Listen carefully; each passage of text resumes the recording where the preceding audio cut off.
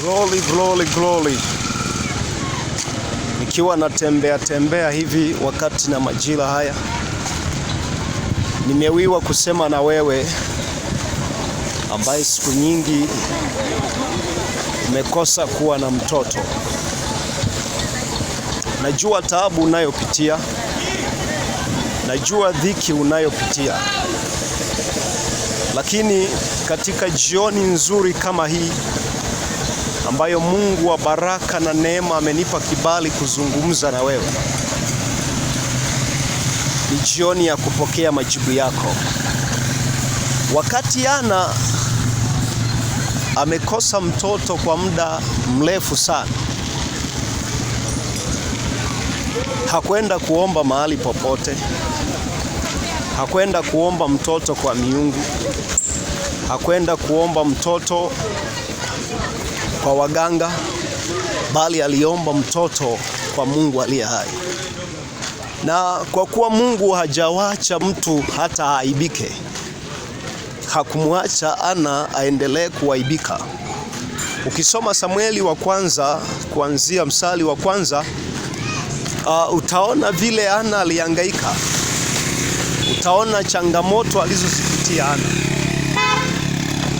Mke mwenza alimsimanga. Najua kuna mwingine huko katika ndoa, mumeolewa na mume mmoja, na ulipouna mtoto na mke mwenza pia anakusimanga kama Ana alivyokuwa anasimangwa. Lakini jioni ya leo ni ya baraka sana. Jioni ya leo ni ya kutoka katika changamoto hiyo. Ikiwa utamkiri Yesu, maana changamoto ulionayo ni kutokumkiri Yesu. Ila leo ukimkiri Yesu utatoka kwenye hiyo changamoto ulionayo. Hiyo changamoto ni kidogo sana, ikiwa kama utakubali kumkiri Yesu akawa Bwana na Mwokozi wa maisha yako. Ninakwambia hapa, ndugu yake na Yesu, hiyo changamoto utaitafuta na wala hutaiona. Kwa hiyo ilifikia wakati Ana akawa anasodolewa. Waswahili wanasema mke mwenza anamsodoa. Najua alikuwa sio peke yake, kuna watu aliungana nao kwa ajili ya kumsodoa Ana.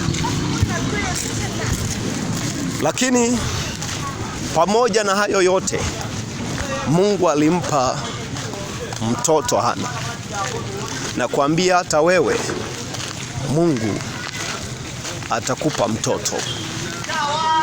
Na changamoto ulionayo, na taabu unayopitia, na dhiki unayopitia, itafika mwisho. Itafika mwisho. Na utamshangilia Bwana. Ni wakati wako tu wa kuwa na uamuzi wa kumkiri Yesu kuwa Bwana na Mwokozi wa maisha yako.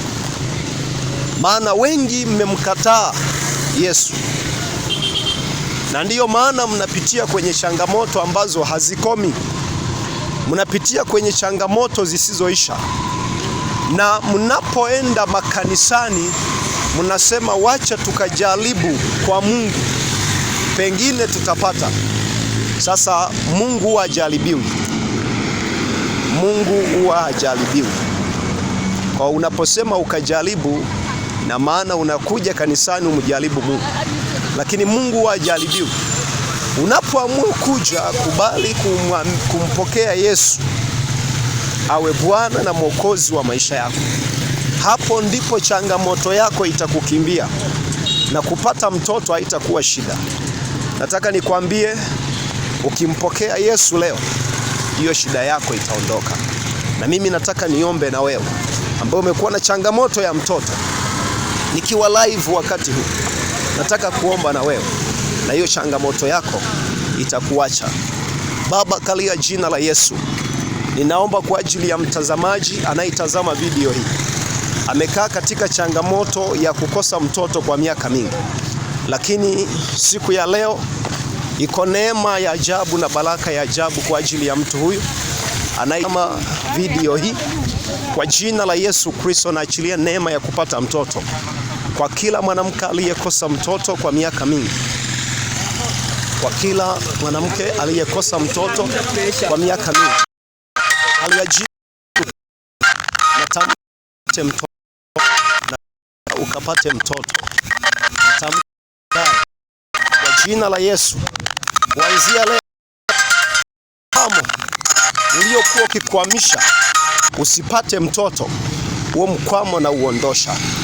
Pokea neema, pokea muujiza wako kwa jina la Yesu aliye hai, kwa jina la Yesu aliyenitosheleza akanipa mtoto, na wewe akupe, ili ukamshangilie Bwana na ukamfurahie Bwana.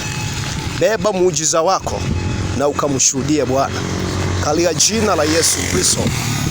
Amen.